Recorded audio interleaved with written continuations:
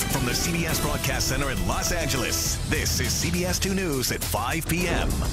Breaking news now at 5. Tragedy in Malibu. 2 people killed in a horrific head-on crash on PCH. Right now, investigators are still trying to figure out how the crash happened. It even injured a bicyclist. Now, PCH is still closed in both directions at Trancas Canyon Road at the northern end of Zuma Beach. It's creating an even worse Friday evening commute right now. CBS 2's Lisa Siegel is there live with details on the crash and what witnesses saw and heard. Lisa?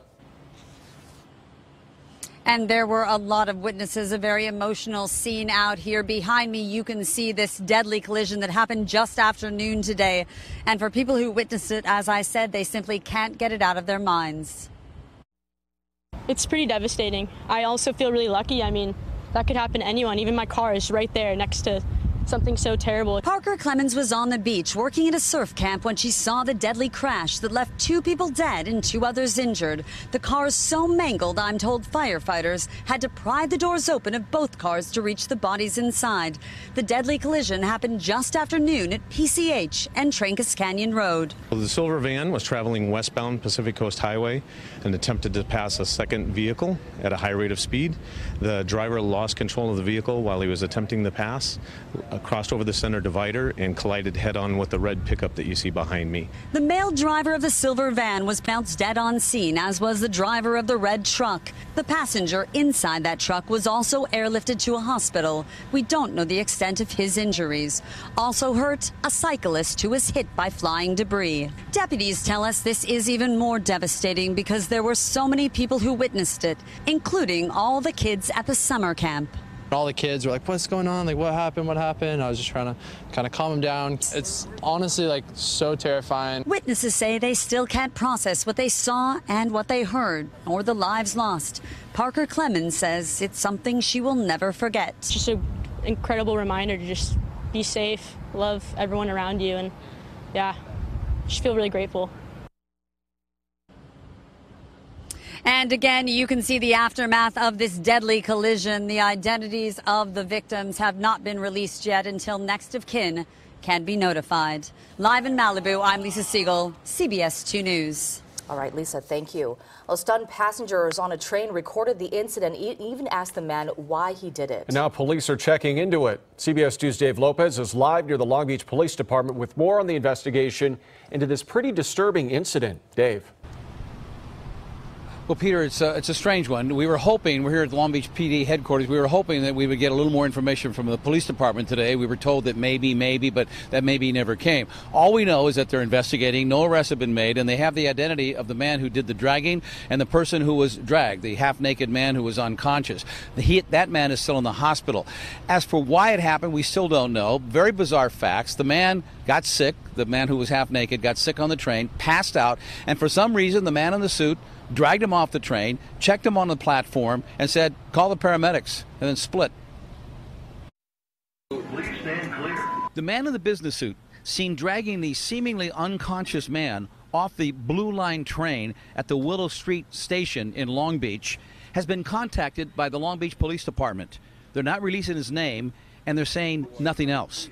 As for the man he dragged off the train, at last report, he's in a local hospital in guarded condition. He had stepped to him, telling him he had no right, putting his hands on him, and, he wasn't just some bum to just dispose of. This man, he told me his name is Billion, was on the train, cell phone rolling. And we all start telling him, put him down, get your hands off him, you have no right to be touching him. Did anybody try to physically stop him? A couple people were. But Billion said it was only a half-hearted effort. No one really went to the man in the suit and grabbed him and prevented the man who was seemingly unconscious from being pulled off the train. According to Billion, by now, someone on the train had called 911. Another woman said she was going to rush up and talk to the conductor. That's why they delayed the train from taking off. As for the man in the suit, he sat down for a while, looked at the man, threw out his belongings, and then he took off. At any point did he tell you, hey, man, quit filming, quit taping me? Not that I recall. It didn't really shake me up, kind of made me upset, to see somebody actually felt they could do that. According to sources, the man in the suit is 65 years old and a veteran. No one would give me his name, but they told me he lives in this retirement complex in Long Beach. When I went there, management And people who live there told me they know him, but to go away. They wouldn't answer any questions. As for the police, they say they have been in contact with him, have not yet thoroughly interviewed him. That's coming up. And as far as any charges go, that remains to be seen. Okay. You need paramedics. Can somebody call in paramedics? We were able to confirm just a little while ago that the police do want to question him more. They also want to talk to some more witnesses on that train. The way it was explained to me, they don't want to press forward any charges just based on the video that they now have. There's a lot more work to do. But of course, the big question is, why did the man feel compelled to drag him off the train? Why not just leave him there, call paramedics, and wait for paramedics to come on the train? Just one of the many questions in this very perplexing story. Reporting live from Long Beach, I'm Dave Lopez, CBS 2 News. All right, Dave, thanks. Breaking news in the San Fernando Valley. A CSUN student is under arrest for sexual assault. Well, administrators worry there may be more victims at CSUN and perhaps at other campuses. Tonight, CBS 2's Amy Johnson is live on the campus with more on the man police caught and the public plea now for potential victims to come forward. Amy? Well, the university president, the campus police, and the LAPD just wrapped up a news conference here a short time ago to announce the arrest of one of their own students. And that student, we have a picture of that student. This is him, 19-year-old Davis Moreno Jaime. He is a student athlete here. He was arrested on campus today around 12:30 on a rape charge. Investigators aren't saying much, but they say he is suspected in multiple sexual assaults that happened between April of 2017 and July of 2018. This was a multi-jurisdictional effort by law enforcement that is ongoing. There are other cases and other victims relating to this suspect. I am sure you realize we cannot and will not discuss the details of any of these cases at this time. On behalf of the CSUN community, we extend our deepest sympathies to everyone impacted by these disgusting crimes.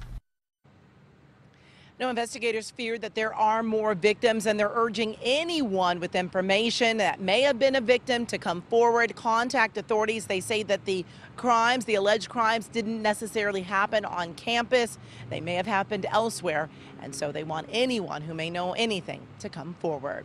That's the latest here in Northridge. I'll send it back to you in the studio. All right, Amy, thank you. Las Vegas investigators now say case closed on the deadliest mass shooting in modern U.S. history. But tonight, there's still a lot of questions, especially the most important one. Why? That shooting last October killed 58 people and left nearly 900 people injured. Half of the victims were from Southern California. The Clark County Sheriff's Department issued its final report today, and they say it was not terrorism, but they still couldn't figure out a motive. The sheriff says Stephen Paddock acted alone when he unleashed a barrage of bullets on the Harvest 91 festival. Paddock's doctor told investigators he may have had bipolar disorder and refused any medication, but nothing pointed to this carnage. Stephen Paddock was an unremarkable man whose movements leading up to October 1st didn't raise any suspicion. An interview with his doctor indicated signs of a troubled mind, but no troubling behavior that would trigger a call to law enforcement. What we have not been able to definitively answer is the why Stephen Paddock committed this act. Well, investigators say the high-stakes gambler spent a whopping $1.5 million in his last 2 years. The sheriff says Paddock spent nearly $95,000 on firearm-related purchases. A Lancaster mother and her boyfriend, both charged with murdering and torturing her 10-year-old son, still have not entered pleas in the closely watched case. That's because Kareem Leyva and Heather Barron got new attorneys, delaying their arraignment for the second time in the death of little Anthony Avalos. Deputies found him in the couple's apartment on June 20th. Avalos died the next day. Prosecutors revealed the coroner's report should be released soon. They also have more than 600 pages of Department of Children and Family Services reports about the couple and Avalos. Leyva and Barron are both being held on $2 million bail. Their arraignment is now set for October 3rd.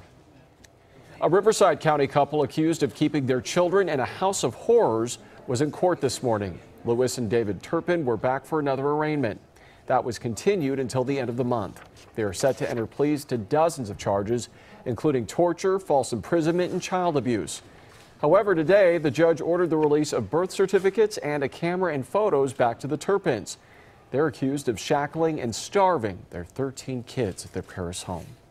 3D printers can now make guns that can slip through metal detectors. And now the city of LA has a plan to stop it. Plus, we are live in Garden Grove where 2 burglary suspects were confronted by an armed neighbor. Also, a dam on the verge of bursting in a community on the brink as severe storms threaten much of the country. A mega celebration, you might call it. We learn who won the $543 million Mega Million jackpot here in California. Evelyn. Ooh, and we're getting a look outside right now. Quite a warm weekend on our hands and a heat wave ahead as well. I'll have your forecast.